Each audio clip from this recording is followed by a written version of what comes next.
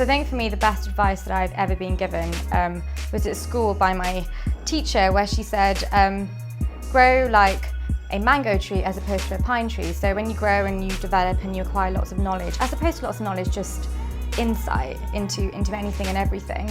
Don't just grow tall like that pine tree. Be a mango tree. Grow wide, grow out, and share your knowledge. And that has been something that has really stuck with me all throughout my academic life and in my career over the last 5 years. And I think when it really played a huge part was last year when I was in South Africa. I got invited to give a speech at a school in a township, and for me it was just a real opportunity to share my knowledge and actually to talk about the importance of education, which for me is hugely important and has been hugely important in my life. And it was a teacher that gave me that advice. So it was all very much combined together. The huge role that my parents have played in my life and how it's important to be a global citizen. And I think for sort of 6-year-olds to hear such a speech was really inspiring. And I think it was just so nice to give back, because not everything in life is about a transaction. Sometimes it's just nice to give and to really have that privilege and that opportunity to just share that knowledge. And I'm not saying that I know everything in the world, but I was certainly in a position where I could share some really rewarding things that I have done in my life, and that I've been really fortunate to have been able to do in my life because of my parents and because of where I've grown up and because of where I've travelled to. And so yeah, it was just nice to be that mango tree and to give back. And at school, when we left, she sort of cut out a small card, almost small enough to sort of fit in your purse, and that's exactly what I do. I carry this card around with me everywhere, which says, you know, grow like a mango tree, and that's just stuck with me. It's going to sound really cheesy, but I think the person that really does inspire me on a daily basis is my mum. And I think so many people say that their mother inspires them, but I think for me, she inspires me because of her complete resilience. You know, she was born in Kenya, then her family moved to India, then she came here with nothing, and she has just built up her life. She's had 3 children, she's given them everything. And one of the things that my mum used to make my siblings and I do every week was go to our local library, and we'd have to sit there for 2 hours every Saturday, read books, and then we'd have to take out enough books to read for the whole week. And that for me was where my passion for reading and sort of learning all came from. And it's something that has really stuck with me. So I continuously read and always trying to acquire more knowledge. And it's because of that impact and that role that my mum has played in my life. So yeah, really cheesy, but definitely my mum. And I think nothing makes me happier than just making her proud. So that for me is just the sort of cherry on top of the cake. On a professional level, people like Michelle Obama and Karen Brady, they're just so raw and authentic. They just say it how it is. They're amazing. The best book I've read is definitely The Secret Diary of Kasturba, which is about Gandhi's wife, and it's her diary, which she wrote. And I've actually read this book twice. I read this book just over 2.5 years ago for the first time, and it talks about Gandhi's life and also his wife's life from when they were really young, from the day they were born and how they met. They actually knew each other. They got introduced to each other before they got married, and they got married at the age of 14, which in those times was quite a normal thing for them to happen.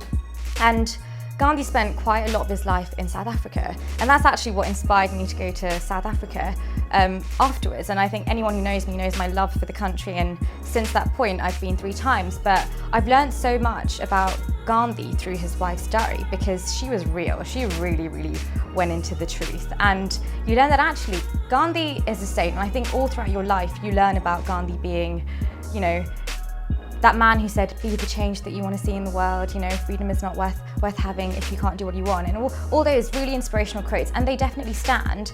But he completely neglected his wife and his family in the process. They were completely uprooted from moving between India and South Africa, and that was complete instability for the family.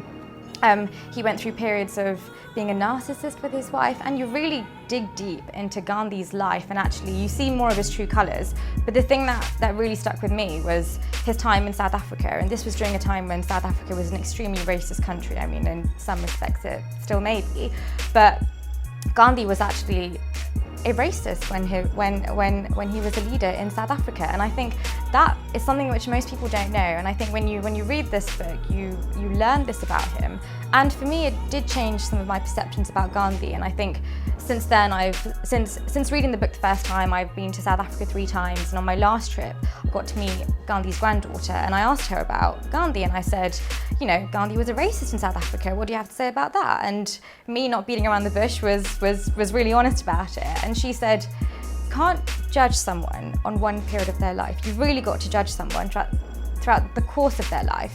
So yes, Gandhi was racist when he was in South Africa, but you have to think about circumstances and all of the political restrictions that he had.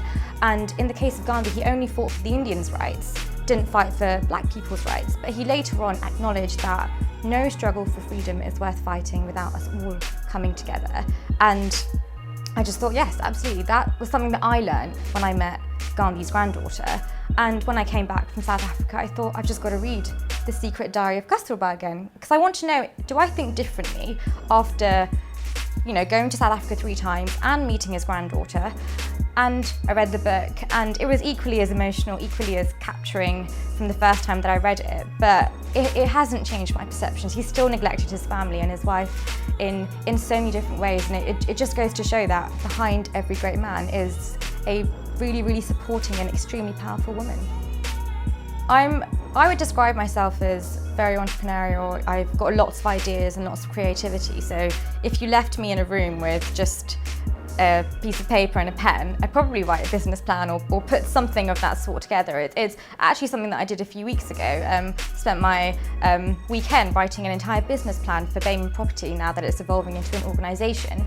And I just couldn't stop myself. I actually woke up and I wrote it down, and then I was just like, right, go and have some breakfast. But I was itching with ideas, and I think that's just the sort of person that I am. Once I have an idea, I just need to write it down, and I almost make mind maps, and I sort of like draw arrows saying I can maybe go down this route, down that route. And for me, it's been really helpful in bringing all of my ideas together, and it's also a good way of holding myself to account. I think it's really important that you are accountable to your ideas and to your creativity and to your actions, and that for me is just the best way to do it, is to actually write things down.